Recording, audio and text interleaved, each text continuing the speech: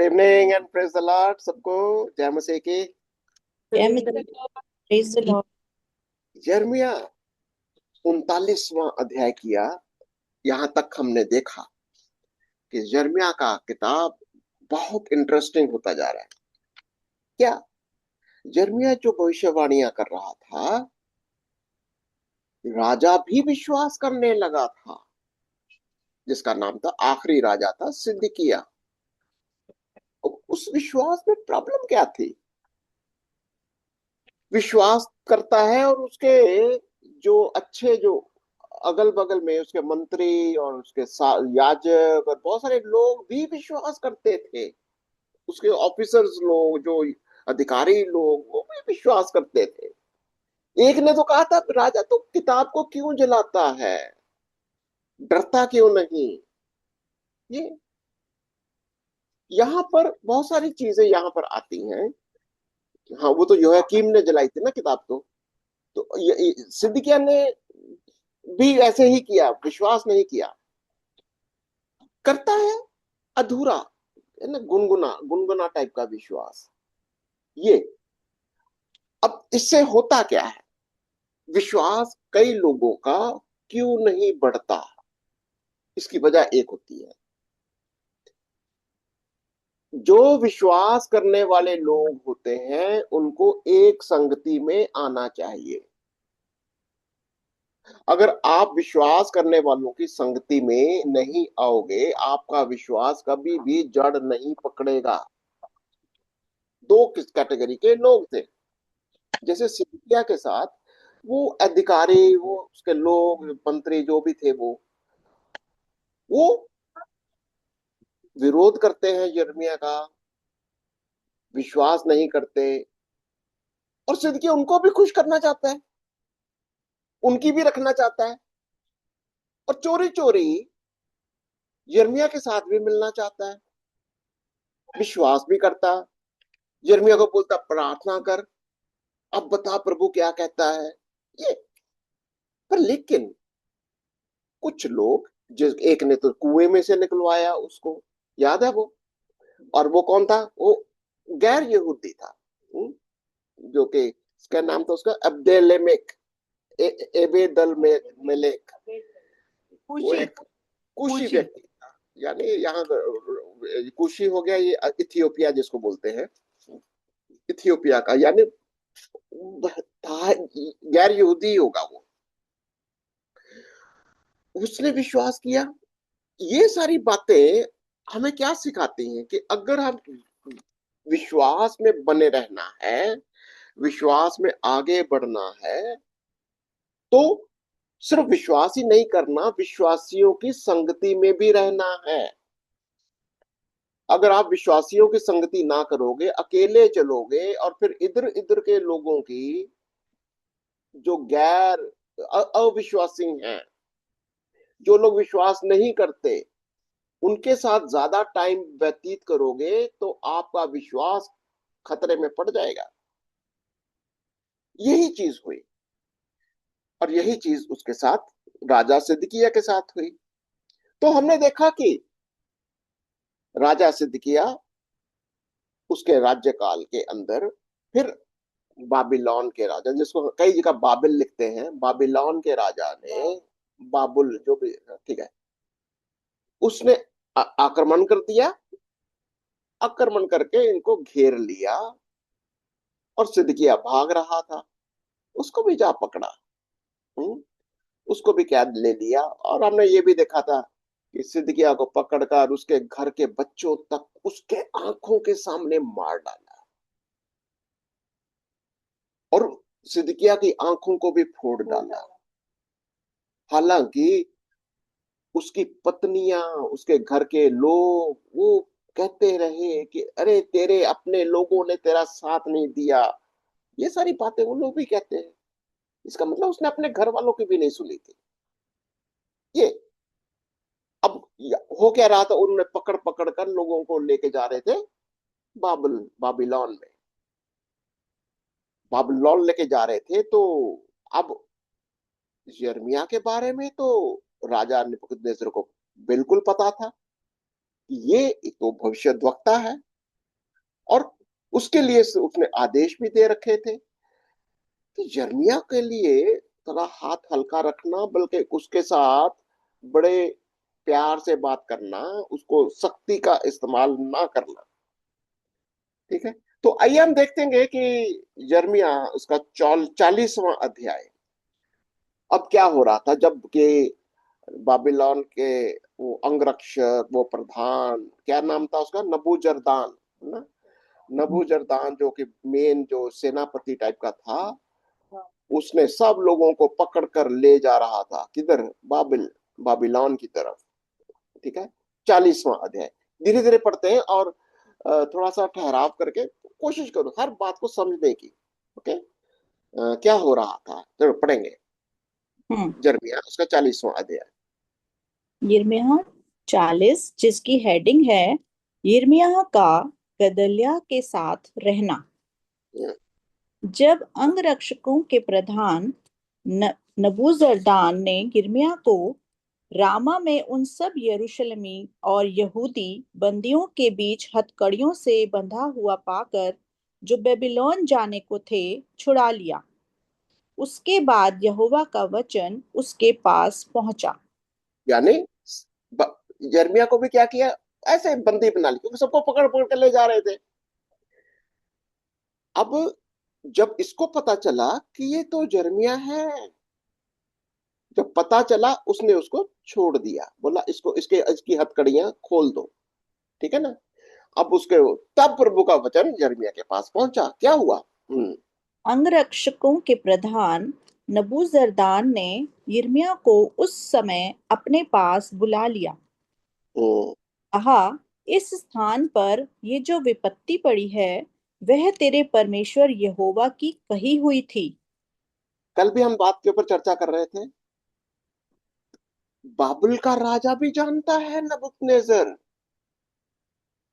ये जो यरूशलेम के अंदर विपत्ति आई है, ये कोई ऐसे ही नहीं आ गई, क्योंकि इन लोगों ने परमेश्वर की आज्ञा का पालन नहीं किया, क्योंकि आज्ञा का उल्लंघन किया है, और वो भी एक बार नहीं, बार बार बार बार इन्होंने मूर्ति पूजा की है, इन्होंने गलत जो चीजों के ऊपर आराधना स्तुति करी है,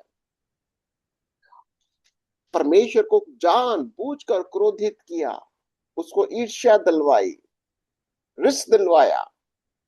इसीलिए तो परमेश्वर का क्रोध अभी इस, अब ये बाबुल भी जानता है।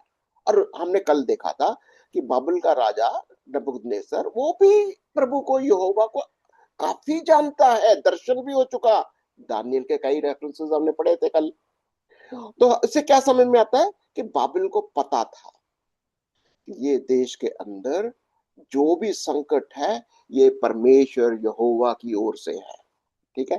तो फिर क्या हुआ तीसरी आयत के अंदर? जैसा यहोवा ने कहा था, वैसा ही उसने पूरा भी किया। किसने पूरा किया? यहोवा ने। है? नबूजरदान की बात हो रही यहोवा है, ने। नबूजर। हाँ, और फिर ये इसकी बात हो रही है। हाँ, पर नबूजरदान की तो बात हो रही है कि हाँ।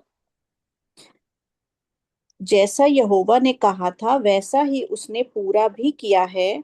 तुम हम्म। लोगों ने जो यहोवा के विरुद्ध पाप किया और उसकी आज्ञा नहीं मानी, इस कारण तुम्हारी ये दशा हुई है। ठीक है। तो ये दोनों ने कह दिया, उसने भी कह दिया, नबूजरदान ने भी कह दिया, यहोवा ने भी कह दिया। किसको? यिर्मयाह को, कि जो कुछ प्रभु ने कहा था वही बात अब पूरी हुई है। ठीक है। अब वो जब नबूजरदान क्या बोल रहा है, चौथी आयत। मैं तेरी इन हथकड़ियों को काटे देता हूँ, और यदि मेरे संग बेबीलोन में जाना तुझे अच्छा लगे तो चल, वहां मैं तुझ पर कृपा दृष्टि रखूंगा, और यदि मेरे संग बेबीलोन जाना तुझे ना भाए तो यहीं रह जा। देख, सारा देश तेरे सामने पड़ा है, जिधर जाना तुझे अच्छा और ठीक जचे, उधर ही चला जा। तो बाबिलोन का अथॉरिटी, सेनापति, नबूजरदान क्या कह रहा है? जर्मिया भाई, तेरे को जिधर जाना है जा, मैं तेरी हथकड़ियां भी तोड़ देता हूँ, काट देता हूँ, तेरे को इधर रहना है, इधर रह जा, यहूदा में रह जा। तेरे को मेरे साथ बाबिलोन जाना है, वहां भी तेरे को अच्छे से रखेंगे तुम्हारे को। हम्म। कोई बात नहीं, चिंता मत कर। तो जो तेरी इच्छा है। तो ये आदेश किसका था? राजा का था, नबूकदनेस्सर का था। नबूकदनेस्सर ने आदेश दिया था इनके साथ अच्छा व्यवहार करना। बल्कि उसने ये भी आदेश दिया था उन लोगों को जो अधीनता को ग्रहण करके बाबिलोन में चले गए थे, जैसे दानिएल और बहुत सारे लोग जो चले गए थे, उनको उनके साथ अच्छा व्यवहार हुआ था। अब इसके साथ बोला कि तेरे को जिधर जाना है, अगर बाबिलोन जाना है तो कोई बात नहीं, इधर रहना कोई बात नहीं, बस तू चिंता मत कर। फिर क्या हुआ? वह वहीं था कि नबूजरदान ने फिर उससे कहा, गदल्याह जो अहीकाम का पुत्र और शापान का पोता है, जिसको बेबीलोन के राजा ने यहूदा के नगरों पर अधिकारी ठहराया है, उसके पास लौट जा और उसके संग लोगों के बीच रह, या जहां कहीं तुझे जाना ठीक जान पड़े वहीं चला जा। अतः अंगरक्षकों के प्रधान ने उसको भोजन सामग्री और कुछ द्रव्य भी देकर विदा किया। तो अभी उसने एक और बात कही कि एक बंदे का नाम आया, उसका नाम क्या था? गदलिया। गदलिया कौन है? ये भी एक वहां का अच्छा व्यक्ति था, विश्वासी भी है, विद्रोह नहीं करता, यानी बाबिलोन जाने के लिए तैयार है, पर बंदा अच्छा है। तो नबूकदनेस्सर ने कहा, इस बंदे को यहाँ का गवर्नर बना दो या अधिकारी बना दो। कहाँ का? यहूदा का। क्या करेगा ये? पीछे जितने भी बचे खुचे, ये जितने लूले लंगड़े कमजोर कंगाल रह जाएंगे पीछे, इनकी देखभाल करना, जो खेती बाड़ी इनसे करवाना। देखो वो क्या कहता कि वो उसको उसको बोला भी, उसको तू यही रह जा, और उसको कुछ भोजन सामग्री कुछ द्रव्य मतलब उसको भी दे दिया। किसको? जो गदलिया को मैंने। तो क्या कहा किया उसने? उसको विदा किया, प्रधान ने उसको जब यिर्मयाह को भोजन सामग्री देकर विदा कर दिया, बोला जा तू गदलिया के साथ जाकर रहना शुरू कर दे, मगर तेरे को यहाँ रहना तो ठीक है। तब क्या हुआ? तब यिर्मयाह ने क्या किया? तब यिर्मयाह अहीकाम के पुत्र गदल्याह के पास मिस्पा को गया और वहां उन लोगों के बीच जो देश में रह गए थे रहने लगा। ठीक है, अगर आपके पास बाइबल का पीछे ना नक्शा वगैरह होता है, अगर आपके पास है तो जरूर उसको देखिए, अगर कोशिश करिए, अगर आपके पास नक्शा है तो मैं शेयर करना कोशिश करता हूँ कि अगर वो नक्शा आपके पास है तो देखिए, आपको वो भी अच्छा लगेगा। देखिए ये कौन सी जगह कह रहा है ये? मिस्पा। मिस हाँ, मिस्पा। मिस्पा तो कहीं यहाँ पर है। ये कहीं, ये अनातो तो उसका घर है, किसका? अनातो तो यिर्मयाह का अपना घर है। इधर ही कहीं मिस्पा का जगह है। ठीक है। और वो कहाँ लेके जा रहा था उसको? किधर लेके जा रहा था? जो जितने भी कैदी थे, कल हमने पढ़ा था ना, वो वहां बिल्कुल के बीच में जो दमस्कस से ऊपर लेके जा रहा था। क्या जगह का नाम था वो? याद है वो? कल जो पढ़ा था हमने। हम्म। रिबला जगह था, रिबला। रिबला रिबला रिबला। रिबला जो था सीरिया। वो ये यहाँ, हाँ हमात, हमनात, जो रिबला के ऊपर, यहाँ पर कहीं वो, यहाँ से कोई 100 किलोमीटर है, 105 किलोमीटर यहाँ, यहाँ लेकर जा रहे थे। किस किसको? सारे कैदियों को, या हाँ। जितने भी बंदी थे सबको लेके जा रहा था। अब इसको क्या बोला? कह रहा है तो कि तू जाकर मिस्पा में जाकर रहना शुरू कर दे। मिस्पा में कौन है? गिदलिया है। ठीक है। गदलिया जो है वो मिस्पा में रहता है, जो गवर्नर बना दिया उन्होंने। ठीक है। अब क्या हुआ? हम्म 7वीं आयत जिसकी हेडिंग है यहूदा देश का अधिकारी गदल्याह। हम्म, योद्धाओं के जो दल देहात में थे, जब उनके सब प्रधानों ने अपने जनों समेत सुना कि बेबीलोन के राजा ने अहीकाम के पुत्र गदल्याह को देश का अधिकारी ठहराया है और देश के जिन कंगाल लोगों को वे बेबीलोन को नहीं ले गया, क्या पुरुष, क्या स्त्री, क्या बाल बच्चे, उन सबों को उसे सौंप दिया है।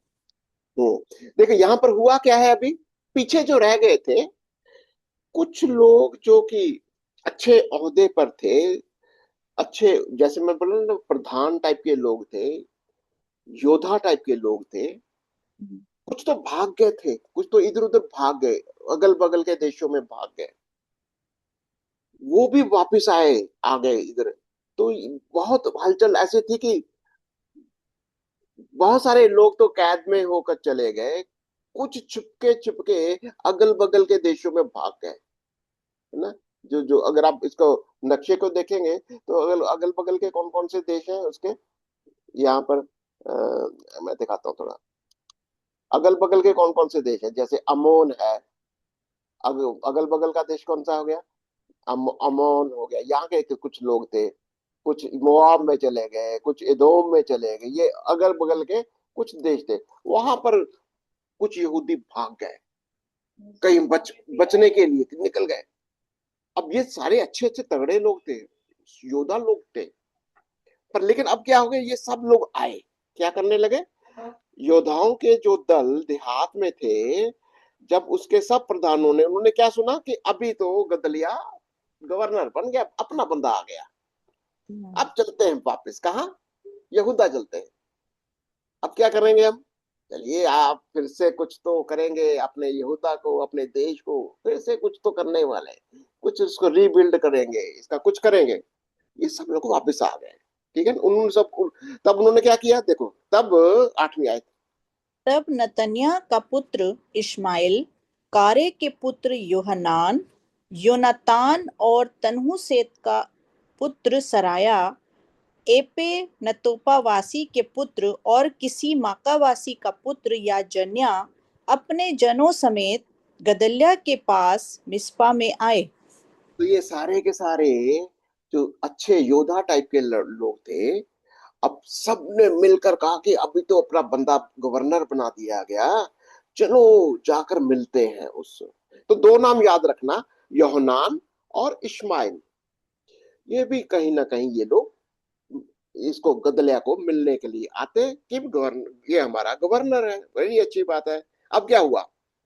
गदल्याह जो अहीकाम का पुत्र और शापान का पोता था, उसने उनसे और उनके जनों से शपथ खाकर कहा, कस्दियों के अधीन रहने से मत डरो, इसी देश में रहते हुए बेबीलोन के राजा के अधीन रहो, तब तुम्हारा भला होगा।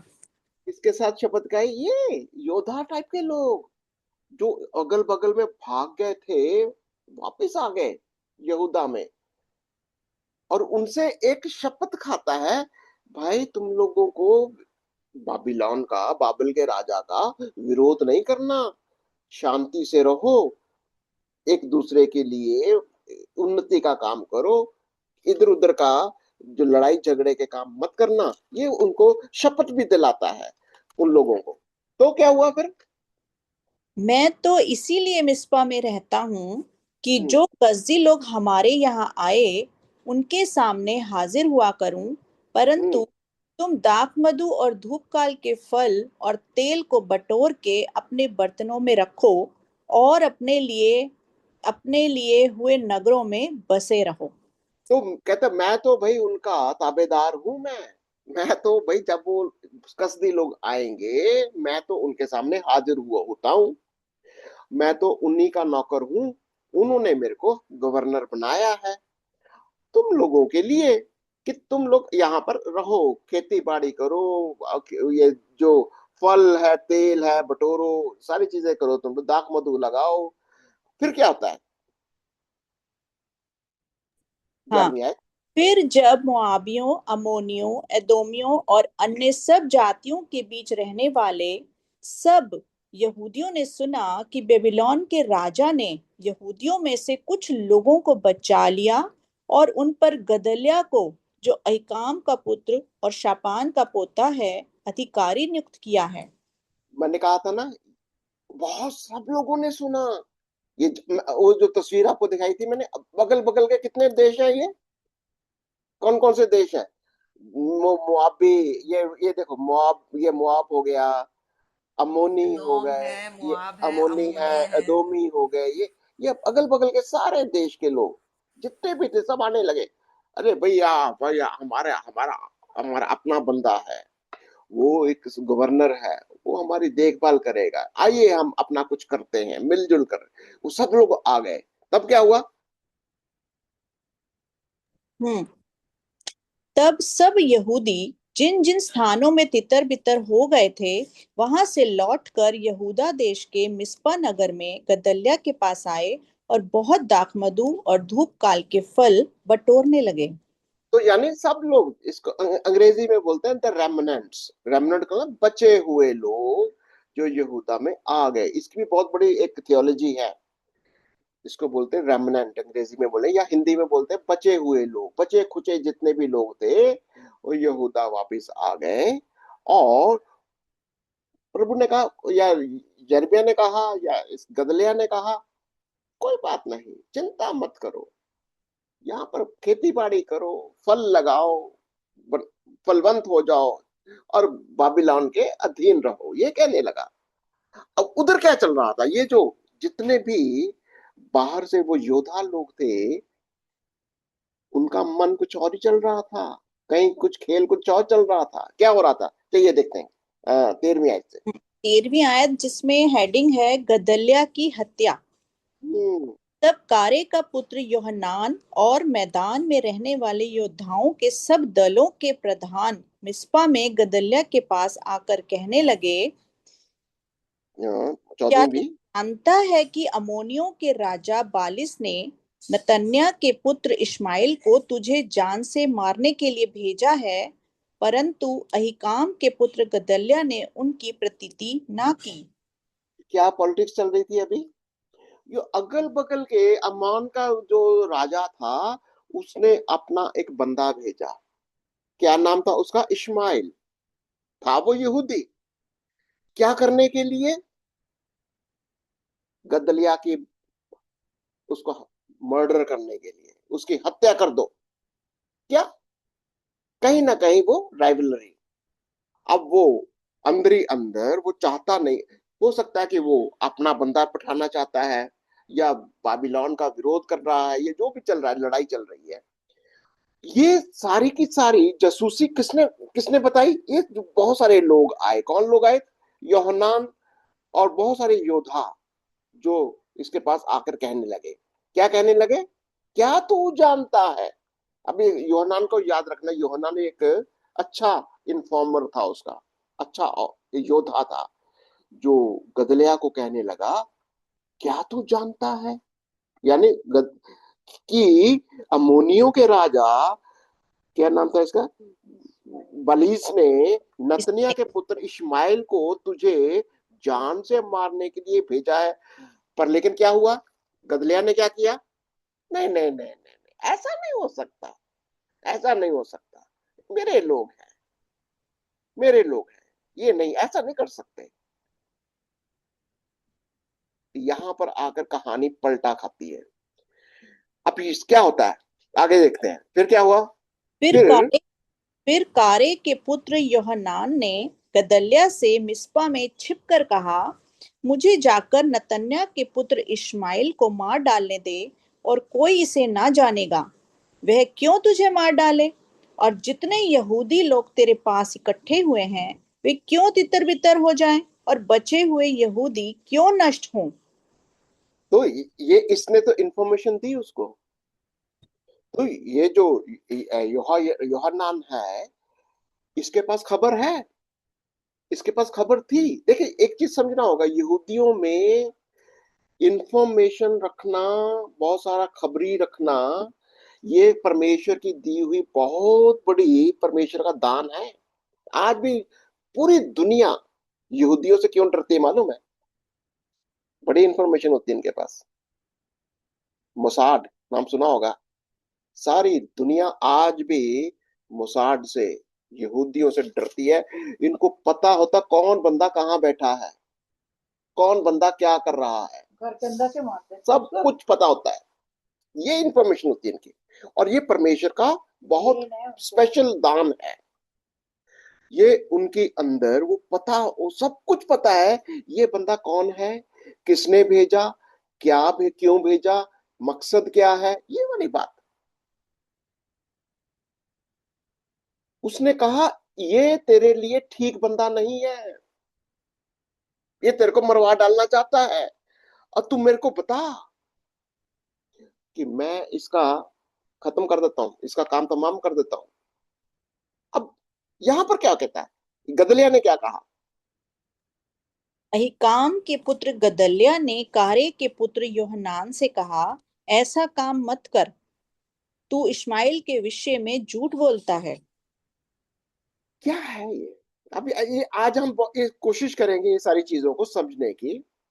जब परमेश्वर आपको एक राजा का अधिकार देता है, रूल गवर्नर बनाता है, रूल करने का अधिकार देता है, अब उसको गवर्नर बना दिया, अब उसको कैसे कैसे उसको रूल करना चाहिए था, कैसा उसको रूलर हो जाना चाहिए था, पर लेकिन हुआ क्या, उसने उसको झूठ बोलता। हम 41वें अध्याय में देखेंगे कि उसने उसका हत्या कर दी। ठीक 7वें है, महीने में ऐसा हुआ कि इस्माइल ने तन्ने का पुत्र कोई बन पे 41 की एक दो आयतें पढ़ते, फिर उसके साथ कनेक्ट कर देंगे इसको। ठीक है। 41 का एक दो आयत है। हाँ, 41 आयत में उसमें चैप्टर में कहता है, 7वें महीने में ऐसा हुआ कि इश्माइल जो नतन्याह का पुत्र और एलिशामा का पोता और राजवंश का और राजा के प्रधान पुरुषों में से था, वे 10 जन लेकर मिस्पा में अहीकाम के पुत्र गदल्याह के पास आया। हम्म। वहां मिस्पा में उन्होंने एक संग भोजन किया। हम्म। तब नतन्याह के पुत्र इश्माइल और उसके संग के 10 जनों ने उठकर गदल्याह को, जो अहीकाम का पुत्र शापान का पोता था और जिसे बेबीलोन के राजा ने देश का अधिकारी ठहराया था, उसे तलवार से ऐसा मारा कि वह मर गया। ठीक है, क्लियर। इसने क्या किया, कैसे मारा, षड्यंत्र।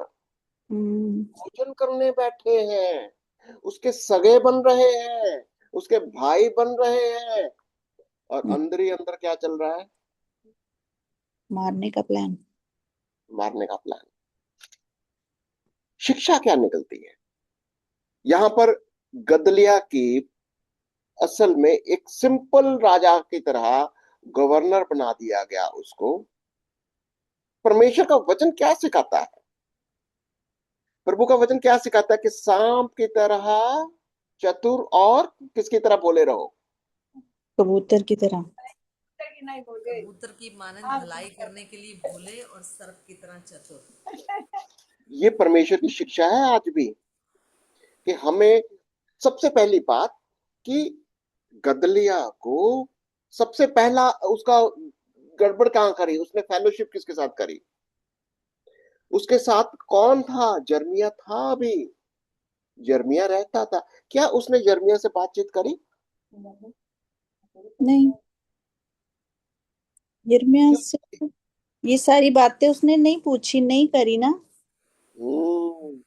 तो यहां पर उसने कहां पर गलती कर दी? पहली बात, फेलोशिप गलत लोगों के साथ। यस। हम्म। जब उसकी फेलोशिप गलत लोगों के साथ है, तो गलत लोग तुम्हारे अंदर दाखिल हो जाएंगे और तुम्हारा कुछ भी कर सकते हैं। ऐसा ये होता भी है। अक्सर कई बार हम अपने ओहदे को लेके इतने वो हो जाते हैं ना कि एकदम से सोचते हैं हाँ हम इसीलिए तो बने क्योंकि हमें बहुत समझ है, और अपने एल्डर से, अपने साथ जो बड़े हैं उन लोगों से सलाह लेना भूल जाते हैं। इसके पास दो ऑप्शन थे, यिर्मयाह से बात कर सकता था या फिर जो मैसेज मिल रहा था उसकी छानबीन करता, कम से कम यिर्मयाह से बातचीत करता, बच सकता था, बट नहीं हुआ। तो यहाँ पर बहुत बड़ी बात है कि देखो, जब भी प्रभु की सेवकाई में, एक बात हो सेवकाई में भी, और जब आप किसी पोजीशन में होते हो, ओहदे में होते हो, ये मत सोचो कि सारे तुम्हारे सगे हैं। सब तुम्हारे भला करने वाले नहीं, तुम्हारे दुश्मन भी होंगे, तुम्हारे साथ खाना भोजन भी करेंगे, तुम्हारे अगेंस्ट भी होंगे। यीशु के साथ हुआ था, खाली में आदमी डाल के। बिल्कुल, यीशु ने यही तो कि अब जब यीशु सेवकाई करते थे, क्या उसके अगेंस्ट उसको मारने के लिए नहीं आते थे? तो यीशु क्या करता था? यूहन्ना 7 और उसकी पहली आयत के देखो जरा, चुपके से साइड में हो जाता था। हम्म। उसको पता चल जाता है, पता है उसको हम्म। कि ये मारने वाले हैं, ये मेरे को कुछ तो गड़बड़ करने जा रहे हैं, निकलो यहां से। ये ये बात को समझना। पढ़ दो ये यूहन्ना 7 और उसकी पहली आयत में। यूहन्ना 7 की पहली में लिखा है, उसकी हेडिंग है यीशु और उसके भाई।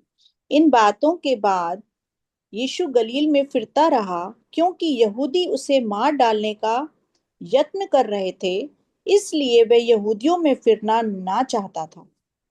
क्यों? उसको पता था उसके अपने भाई भी घर के अंदर भी बड़े खबरी लोग हैं। उनको भी बताता नहीं है मैं जा रहा हूँ। हम्म। आपको समझ में आ रहा है वो यीशु का अपना कैसे काम कर रहा है वो? अपने भाइयों को भी, तुम लोग जाओ, मैं चलता हूँ, मैं देखता हूँ, मैं भाई चलता हूँ। लोग तो बहुत फोर्स कर रहे थे, तू वहां जा, तेरे चेले भी देखें, तेरी प्रशंसा हो, तेरा नाम हो, बट नहीं। जबकि पास्टर जी, ये यिर्मयाह जो था वो उसके पास मिस्पा में था। हाँ, हाँ, क्योंकि 40:6 में हमने पढ़ा कि तब यिर्मयाह अहीकाम के पुत्र गदल्याह के पास मिस्पा को गया।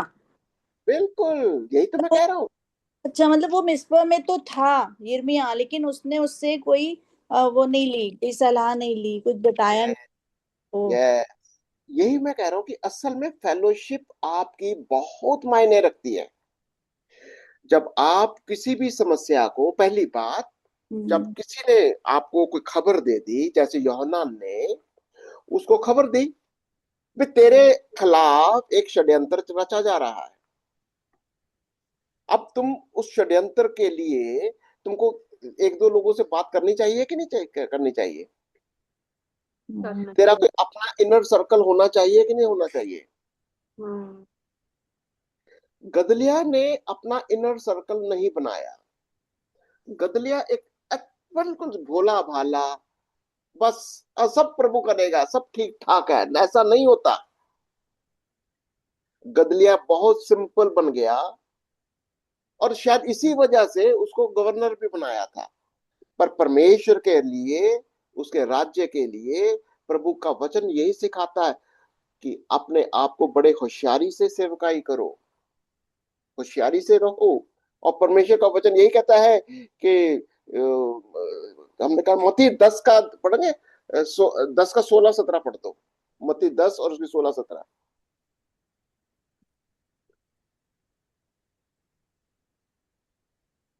मत्ती 10 और उसकी 16-17।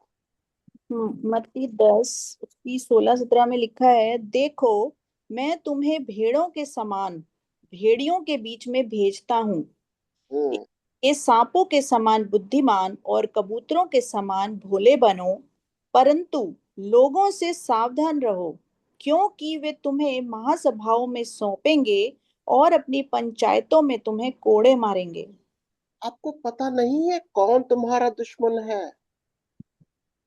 परमेश्वर के वचन के, जब प्रभु की राज्य के अंदर, आज हम इस संसार में हैं, इस संसार के अंदर आपके इर्द गिर्द वो संसार के, वो अंधकार की शक्तियों के वहां के भी लोग हैं जो आपके अंदर घुस आए हैं। ये हमको हमेशा याद रखना चाहिए कि जब हम प्रभु की सेवकाई कर रहे होते हैं, बहुत सारे लोग दिखने में आपके बड़े अच्छे सगे लोग हैं, पर हम्म। अंदर ही अंदर वो परमेश्वर का वचन का विरोध करते हैं और आपका भी विरोध करते हैं। रोमियो उसकी 16वां अध्याय और उसकी पहली आयत को देखो, 19 आयत को देखो। रोमियो 16 और उसकी 19 आयत। रोमियो 16 की 19 में कहता है, तुम्हारे आज्ञा मानने की चर्चा सब लोगों में फैल गई है, हम्म। इसलिए मैं तुम्हारे विषय में आनंद करता हूँ, परंतु मैं ये चाहता हूँ कि तुम भलाई के लिए बुद्धिमान, परंतु बुराई के लिए भोले बने रहो। दिखने में भोले से रहो, बिल्कुल भलाई करते रहो, भलाई करते रहो, अच्छे अच्छे काम करो, पर लेकिन कहीं ना कहीं ये जो बुराई के लिए इनोसेंट, बिल्कुल बिल्कुल नहीं करना। पर लेकिन चतुर रहो, शाम की तरह होशियार रहो। बहुत सारे लोग हैं, बहुत सारे लोग आपके ही अंदर आएंगे। यीशु को तो घर में ही उसके भाई थे, कहाँ जाएंगे और कहाँ भागेंगे बताओ। सर मेरे घर में भी है, मेरी तो खुद की औलादे हैं। ये लो, क्या हो गया जरीन आपके बस उधर? बस। तो ये प्रॉब्लम होती ये है। बच्चों ने ही करा है, मायरा ने करवाई है सारी लड़ाई झगड़े, वो वैसे ही मतलब खिलाफ रहते हैं कि हाँ मायरा ने करवा रखी है लड़ाई झगड़े। हाँ, कोई बात नहीं, अभी ऑनलाइन चल रहा है हमारा तो कोई बात नहीं, चुप रहो। तो ये घर घर की प्रॉब्लम हो सकती है। तो आपको बिल्कुल, आपको चलना क्या है कि जब परमेश्वर की सेवकाई करते हैं, जो परमेश्वर में आपके साथ कनेक्टेड है, जो वचन में आपके साथ कनेक्टेड है, उनके साथ संगति रखो। जो आत्मा में प्रभु के साथ जुड़े हुए हैं, उनके साथ रुको, जुड़ जाओ। कुछ भी प्रॉब्लम होती है, एक दूसरे से सलाह करो। आपके घर की समस्या हो, आपके कोई भी प्रॉब्लम हो, आपको सबसे ज्यादा जो आपकी अच्छी, इसी को संगति या फेलोशिप कहते हैं। अगर आपकी फेलोशिप दूसरे लोगों के साथ भी है, और उनके साथ बहुत तुम्हारा कहते हैं रोटी, क्या बोलते हैं, रोटी बोटी का दोस्त है, बी केयरफुल, रोटी संजी कर बी केयरफुल। क्योंकि ये खतरनाक हो सकता है, क्योंकि वहां वो लोग वचन में नहीं है, वचन के अंदर विश्वास में नहीं है। वो आपके साथ धोखा हो सकता है। और ये आज भी हमारे लिए इस बात की शिक्षा देता है कि परमेश्वर ने आपको, मेरे को, इस संसार में, हम भी इन रेमनेंट, आज ये स्टोरी ना, बाकी बचे हुए लोग, अगर आपको और डिटेल में पढ़ना है, रोमियो 11 और उसकी पहली आयत को भी पढ़ लो, अगर पढ़ना तो 11:5, 11 का 1 से 5 पढ़ लो, रोमियो 11 पहली 5 आयतें। रोमियो 11, जिसकी हेडिंग है इज़राइल पर परमेश्वर की दया। हम्म। ये मैं कहता हूँ, क्या परमेश्वर ने अपनी प्रजा को त्याग दिया? कदापि नहीं। मैं भी तो इज़राइली हूँ, अब्राहम के वंश और बिन्यामीन के गोत्र में से हूँ। परमेश्वर ने अपनी उस प्रजा को नहीं त्यागा जिसे उसने पहले ही से जाना।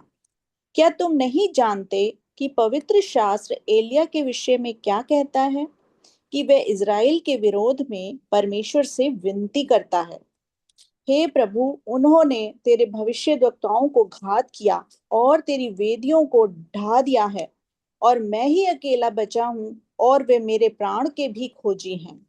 पर परंतु हम्म परमेश्वर से उसे क्या उत्तर मिला? मैं हम्म अपने लिए 7,000 पुरुषों को रख छोड़ा है, जिन्होंने बाल के आगे घुटने नहीं टेके हैं।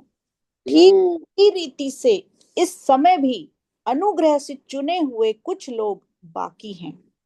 भी कुछ लोग बाकी हैं। यही है, उनको ये, आज हमें भी यही शिक्षा है। आपके अगल बगल में बहुत सारे लोग होंगे। हमें फेलोशिप के लिए किसको ढूंढना है? जो वचन में प्रभु के आज्ञाकारी हैं, जो प्रभु के चुने हुए। अभी भी 7,000 मैंने रख छोड़ा है। वो एलिया क्या बोला था? अरे कोई नहीं, मैं अकेला ही हूँ, कोई नहीं है। हम्म, प्रभु ने क्या बोला? ठंड रख, हम्म, 7,000 है मेरे रखे हुए में संभाल के। विश्वास करिए, आप अकेले नहीं हो। जब भी आपको कहीं भी लगता है मैं अकेला हूं या अकेली ही हूं, थोड़ा सा नजर घुमाओ इधर उधर। जो लोग परमेश्वर के वचन के विश्वासी हैं, आज्ञाकारी हैं, और जो सचमुच में विश्वासी हैं, उनके साथ संगति करो। प्रभु यही सिखा रहा है। ठीक है। तो इसीलिए दूसरा क्रंथियो 12 और उसके 9 10 देख ले। दूसरा क्रंथियो 12, 12 का 9 और 10। दूसरा कुरिन्थियों 12 का 9 कहता है, पर उसने मुझसे कहा, मेरा अनुग्रह तेरे लिए बहुत है, हम्म क्योंकि मेरी सामर्थ्य निर्बलता में सिद्ध होती है। इसलिए मैं बड़े आनंद से अपनी निर्बलताओं पर घमंड करूंगा, कि मसीह की सामर्थ्य मुझ पर छाया करती रहे। हम्म इस कारण मैं मसीह के लिए निर्बलताओं में और निंदाओं में और दरिद्रता में और उपद्रवों में और संकटों में प्रसन्न हूँ, क्योंकि जब मैं निर्बल होता हूँ तभी बलवंत होता हूँ। तो ध्यान देना, यही वचन सिखाता है। ये अगल बगल में आपको बहुत सारे विरोध करने वाले, आपको निर्बल करने वाले, आपके कुछ भी नुकसान पहुंचाने वाले बहुत होंगे, पर लेकिन आप निर्बल नहीं हो, आप कमजोर नहीं हो। जब आपके साथ वो अगर जर्मिया जैसे लोग हैं, जर्मिया उसे, पर लेकिन अभी इसकी प्रॉब्लम क्या थी? गदलिया ने अपने लोगों के साथ वो फेलोशिप को नहीं रखा। गलत किस्म के लोग उसके इर्द गिर्द रहे, धोखा खा गया। पर लेकिन अगर आपके अगल बगल में जो विश्वास के लोग हैं, चाहे थोड़े ही हों, तुम्हारी कमजोरी निर्बलता में भी तुम्हारी सामर्थ है। मैं हमेशा इजराइल का एग्जाम्पल देता हूं। इजराइल सारी दुनिया में इतना सा देश है, इतना सा। ईरान सोचता है कि पता नहीं इजराइल को वो खा ही जाएगा, पर लेकिन संभाला नहीं जाता वो अकेला। क्यों? कनेक्टेड है वो। इजराइल चाहे सही। जितना जो भी कहे, वो आपस में कनेक्टेड है। विश्वास में अगर आप मसीह में कनेक्टेड हो, तुम्हारी निर्बलता परमेश्वर के सामने सामर्थ बन जाती है। जब हम आपस में कनेक्टेड होते हैं, यीशु मसीह में होकर, हम उसके साथ जुड़कर जो भी सोचते हैं, जो भी करते हैं, वो परमेश्वर की सामर्थ बन जाती है। ये विश्वास करिए कि हमें अपने आप को, पहली बात, अकेला नहीं समझना। अकेले में रहकर गिदलिया की तरह अपने आप अकेले में डिसीजंस नहीं लेने। अगर आपको कोई भी समस्या आती है, जरूर अपने अगल बगल में देखो कि कौन से लोग हैं जो विश्वास में तुम्हारे साथ कनेक्टेड हैं। अगर तुम उनसे साझा, जैसे उसके साथ वो क्या था, योहान, क्या नाम था उसका, यूहन्ना। योहनान, योहनान ने आकर कोई खबर दे दी, खबर दी, तो तुमको उसके साथ कनेक्ट होना चाहिए था। तुमको वो ऐसे लोगों के साथ कनेक्ट होना चाहिए था कि ये खबर कैसी है, क्या किया जाए। जब तक तुम कनेक्ट नहीं हो जाओगे, अगर तुमने इग्नोर कर दिया, याद है पतरस क्या बोला था? पतरस 4 और उसकी 11वीं आयत में क्या बोला था? ऐसा बोलो जैसा तुम परमेश्वर का वचन बोलते हो। हर एक जो आपके साथ फेलोशिप में होता है, आपके साथ संगति करता है, जब भी कोई बोलता है तो ये मत सोचो कि ये हवा में बात कर रहा है। पढ़ लो पहला पतरस 4 की 11 आयत पढ़ लो जरा। पहला पतरस 4 और उसकी 11वीं आयत। 4 की 11 में लिखा है, यदि कोई बोले तो ऐसा बोले मानो परमेश्वर का वचन है। यदि हम्म। कोई सेवा करे तो उस शक्ति से करे जो परमेश्वर देता है, जिससे सब बातों में यीशु मसीह के द्वारा परमेश्वर की महिमा प्रकट हो। महिमा और साम्राज्य युगाना युगानुयुग उसी का है। आमीन। कोई भी सेवकाई अपने आप में आइसोलेशन में, अकेले में नहीं होती। गदलिया की यही प्रॉब्लम है। वो अपने आप में सब कुछ ठीक है, सब कुछ चंगा चंगा है, सब कुछ, सब लोग अच्छे हैं, कोई कोई बुरा नहीं है। नहीं, याद रखना, आपके अगल बगल में बहुत सारे लोग हैं, पर जो कुछ करो यीशु मसीह में होकर करो, ऐसे उन लोगों के साथ करो। जो कोई बोले तो आपको कैसे पता चलेगा? जो कोई बोले, ऐसा बोले कि परमेश्वर का वचन है। अगर ऐसे लोग आपके साथ कनेक्टेड है, जो उनकी बातों में परमेश्वर का वचन नहीं है, उनकी जुबान पर, उनके विश्वास में परमेश्वर का वचन नहीं है, थोड़ा सा दूर रहना उनसे, उनसे दूरी रखो। यीशु ने भी 3 चेलों को अपने इनर सर्कल में रखा था, कितनों को पता है? 12 में से 3 को इनर सर्कल रखा था। कौन थे वो? पतरस, यूहन्ना और वो तीनों ही तो गए थे ऊपर पहाड़ के ऊपर, उन्हीं से वो ज्यादा बातें करता है। इवन फेलोशिप के अंदर आपकी संग, इसी को फेलोशिप कहते हैं। आप हर के साथ आप जितना क्लोज जाओगे फेलोशिप में, उतना ही परमेश्वर का वचन आपको वो गहराई की बातें, भेद की बातें, गूढ़ बातें वो सिखाता जाता है। ये फेलोशिप।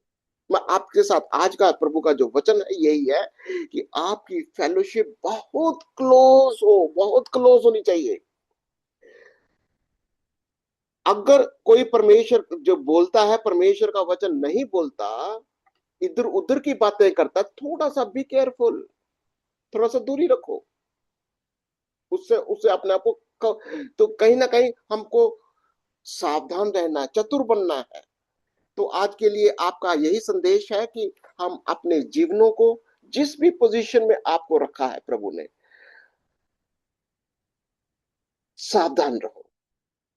वचन की सेवकाई करनी है, वचन को समझो। जो वचन की फेलोशिप में है, जो वचन को जानने वाले हैं, उनकी संगति में रहो। अगर आपके पास कोई भी समस्या भी आती है, प्रार्थना में उनके साथ कनेक्टेड रहो, क्योंकि समय ठीक नहीं है, समय बुरा है। इसीलिए क्या कहता था वो, कैसे शाम की तरह होशियार रहो, बुद्धिमान रहो, पर लेकिन कबूतर की नाई भोले रहो। तो अगर आपके पास और भी कोई ऐसा बात समझने के लिए, गदलिया जैसे लोग, आज भी बहुत सारे लोग सेवकाइयां कर रहे हैं, लीडरशिप है, पर बेचारे सब घिरे हुए हैं। आज जैसे पासवान लोगों की यही समस्या होती है, चर्च के पास्टर्स की यही, घिरे हुए होते हैं ऐसे ऐसे लोगों के साथ। जो पास्टर वो मेरे साथ शायद सहमत होंगे। आपको सब लोगों को समझना है, सारे लोग अच्छे नहीं होते, आपके सारे दोस्त नहीं हो सकते, आपके फेवर में भी बहुत सारे होते हैं, आपका नुकसान करने वाले भी होते हैं। पर लेकिन सबसे बढ़िया बात क्या है कि हमें प्रार्थना में परमेश्वर के साथ, उन लोगों के साथ संगति करो जो वचन में, जो वचन में आपके साथ संगति करना चाहते हैं या संगति करते हैं। हम आपके लिए प्रार्थना भी करते हैं, प्रार्थना करते भी रहेंगे। कोई भी सवाल हो, कोई भी आपका कोई चिंता का विषय हो, हम आपके लिए प्रार्थना भी करेंगे।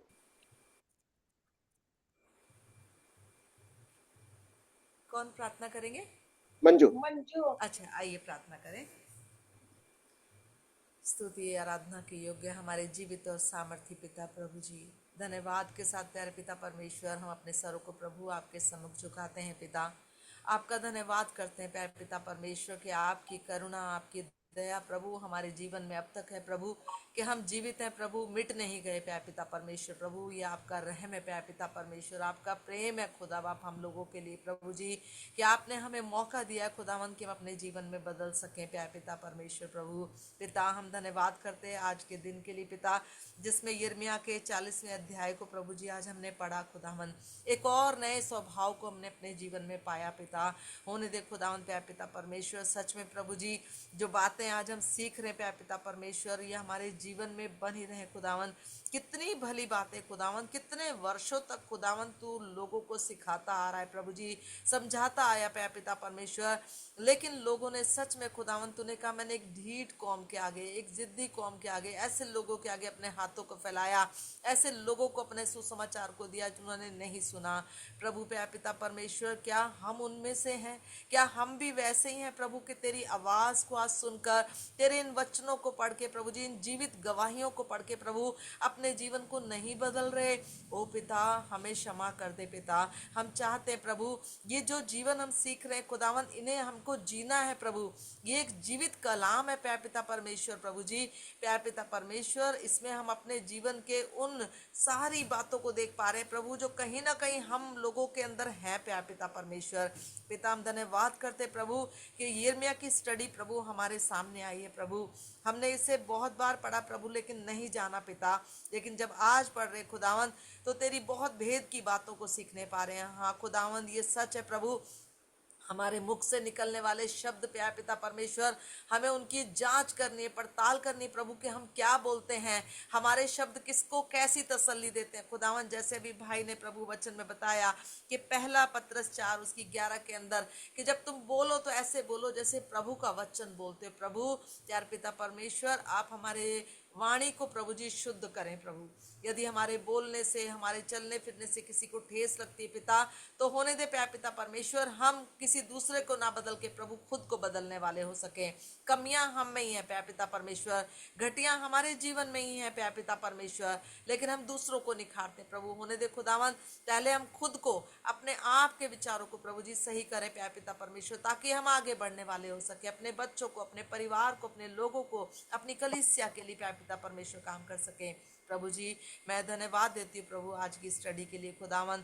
होने देना प्यार पिता परमेश्वर, ये वचन हमारे जीवन में कारगर हो, और जीवन के जिस भी पड़ाव में खुदावन हमें आवश्यकता पड़े खुदावन, तो ये वचन हमारे चित्त से ना उतरे खुदावन, उस घड़ी ये बातें हमारे जीवन में आए प्रभु जी, और हम इन वचन का सहारा लेके प्रभु जी उस परिस्थिति से बाहर निकल जाए। प्रभु मैं प्रार्थना करती हूँ विशेष करके प्यार पिता परमेश्वर बहन जरीन के लिए पिता, जो खेदित है प्रभु, दुखी है प्यार पिता परमेश्वर प्रभु। हाँ प्यार पिता परमेश्वर, जिस संतान को हम पालते हैं, बड़ा करते हैं प्रभु, यदि वो विरोध में खड़ी हो जाए प्रभु, चाहे कितना भी कैसा क्यों ना हो प्रभु, अंदर से दिल टूट जाता है प्रभु जी। पिता अपनी बेटी को अपनी शांति दे प्यार पिता परमेश्वर, और उस बेटी को भी प्रभु जी समझ अकल दनाई बख्शे खुदावन, जो उनकी पोती को लेके प्रभु जी अपने घर गई है प्रभु, अपनी शांति को प्रभु इनके घर में कायम करें प्रभु। हम जानते प्यार पिता परमेश्वर कि ये बेटी प्रभु तेरे नाम को लेती है, अपने घर को तेरे नाम के लिए खोलती है, जबकि एक अन्य जाति के लोगों के बीच में प्रभु जी वास करके इसने तेरे नाम को वहां स्थापित किया प्रभु। प्रभु प्यार पिता परमेश्वर, अपनी शांति को तू इनके घर में दे प्रभु। तेरी बेटी डगमगाए ना खुदावंद, इसके मन विश्वास में दृढ़ हो जाए प्रभु जी। विश्वासी बेटी है खुदावंद, और इसे विश्वास में बढ़ा प्यार पिता परमेश्वर। ये सब तो होगा खुदावंद, हम जानते प्रभु कि मसीह जन को सताया जाएगा, मसीह को घर में मान सम्मान नहीं मिलेगा। हम जानते हैं प्रभु क्योंकि तेरे साथ ऐसा हुआ पिता, तो जो तुझ पे विश्वास करते खुदावंद उनके साथ भी ऐसा ही होगा प्रभु। पिता अपनी बेटी के साथ होना, उनको तसल्ली हिम्मत देना खुदावंद, जब वो बात करे प्रभु तेरे वचन से प्रभु जी अपनी बेटी को संभालना प्रभु। मैं पास्टर साहब जी के लिए भी दुआ करती हूँ प्रभु जी, प्यार पिता परमेश्वर उनकी बेटी के लिए प्रभु जी उन्होंने दुआ करने के लिए कहा है प्रभु, एडमिशन के लिए खुदा बाप आप उनकी बेटी के एडमिशन को प्रभु जी कर चुके हैं पिता। हम विश्वास करते हैं प्रभु जी, एक अच्छे स्कूल में प्रभु जी आपने बेटी के नाम को दर्ज कर दिया पिता, हम समझ गए प्रभु, और हम विश्वास भी करते हैं प्रभु। पिता उनके साथ होना, उनकी हर कमी घटी को दूर करना, जो उन्होंने भवन लिया है प्रभु आपकी महिमा के लिए खुदावन, उसमें उनका मार्गदर्शन करना प्रभु जी। उस स्थान को प्रभु आप अपने पवित्र लहू के बाड़े में रखना। हाँ खुदावन, यदि उस घर को प्रभु यहोवा ना बनाए तो प्रभु जी बनाने वाले का परिश्रम व्यर्थ है खुदावन। उस जगह में प्रभु तेरी उपस्थिति हो, तेरा अनुग्रह, तेरा पवित्र आत्मा प्रभु वहां जुम्बिश करे खुदावन। एक एक जन जो उस घर में आए प्रभु तेरी महिमा के लिए प्रभु आशीषित होकर जाए प्रभु। बहुत सी आत्माएं उस स्थान पे बचाई जाए प्यार पिता परमेश्वर। तेरी अनुग्रह, तेरी दया उन पर, उनकी मिनिस्ट्री पे बनी रहे पिता। मैं धन्यवाद देती प्रभु ग्रुप के सभी भाई बहनों के लिए, बच्चों के लिए, बड़े छोटे के लिए पिता, हर एक की सहायता करना प्रभु जी। प्यार पिता परमेश्वर विशेष करके प्रभु जी प्रार्थना करते हैं ब्रदर बीपी मैसी जी के लिए, सिस्टर क्रिस्टीना जी के लिए प्रभु, कि जो अपना कीमती समय निकाल के खुदावन हमें तेरे वचन से वाकिफ कराते हैं प्रभु। तेरे वचन की शिक्षा को प्रभु जी हमें देते हैं पिता, जैसा तेरे वचन में लिखा है उसे समझने में, समझाने में हमारी सहायता करते हैं पिता। उनके साथ होना प्रभु जी। अब तक प्रभु जी आपने उन दोनों को संभाला है प्रभु, उनके परिवार को संभाला है पिता। आगे भी प्रभु जी आप अपनी करुणा को उन पे बना के रखना, अच्छी सेहत, अच्छी ताकत देना प्रभु, ताकि तेरी बेटा बेटी प्रभु तेरी महिमा के लिए इसी तरीके से प्रभु जी आगे बढ़ते चले जाएं और बहुतों के जीवन को बचाने वाले हो सके प्रभु जी। ग्रुप में सभी भाई बहनों को प्रभु जी अपने पवित्र लहू के बाड़े में रखना। क्या जवान, क्या बुजुर्ग प्रभु, एक एक को प्रभु तेरे हाथों में सौंपते हैं। जब तक हम दोबारा मिलते हैं खुदा बाप, तब तक जो हमने आज पढ़ा है प्रभु ये भूले ना प्रभु, हम इसे याद रखें पिता, और जब कल एक नए उत्साह, नए जोश के साथ प्रभु तेरा धन्यवाद करने वाले हो सके। इन सब बातों में खुदावन हमारी नहीं प्रभु तेरी इच्छा पूरी हो। हम घटे तू बढ़े प्यार पिता परमेश्वर। हम अपने मन के विचारों को तेरे चरणों में रखते हैं पिता। तू बेहतर जानता है खुदा बाप कि इनमें से कौन सी चीज हमारे लिए लाभदायक है प्रभु पिता। हम अपने आप को तेरे आगे झुकाते हैं। इस प्रार्थना को ईमान के साथ तेरे पवित्र नाम से हमारे उद्धारकर्ता प्रभु यीशु नासरी के नाम से इस दुआ को मांगते पिता। हमारी विनती को सुने और कबूल करे यीशु नासरी के वसीले से, आमीन। आमीन। आमीन आमीन आमीन। प्रभु आपको बहुत आशीष और बरकत दे।